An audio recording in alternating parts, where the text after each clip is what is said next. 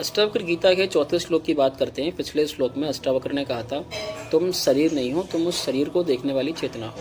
अब चौथे श्लोक में कहते हैं यदि तुम अपने शरीर से अलग अपने आप को जानकर उस चेतना में टिक जाओ तो इस क्षण सुख, शांत और बंधनों से मुक्त हो सकते हो। लेकिन इसका मतलब क्या है, सिंपल एग्जाम्पल समझते हैं। मान लीजिए आपको किसी ने बहुत बुरा बोल दिया, तुरंत आपके भीतर गुस्सा आया, आप कहने लगे उसने मेरा अपमान कर दिया, मैं बहुत दुखी हूँ।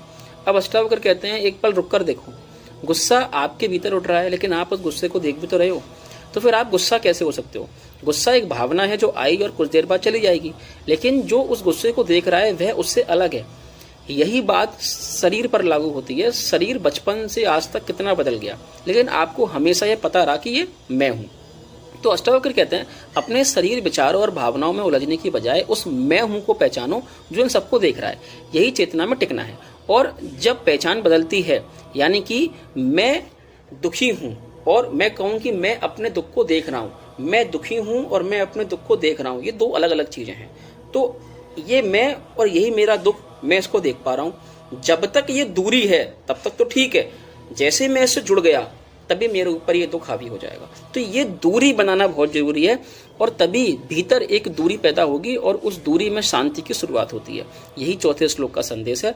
मुक्ति भविष्य में नहीं मिलती है, अपने वास्तविक स्वरूप को पहचानना है, शांति अभी और यहीं है।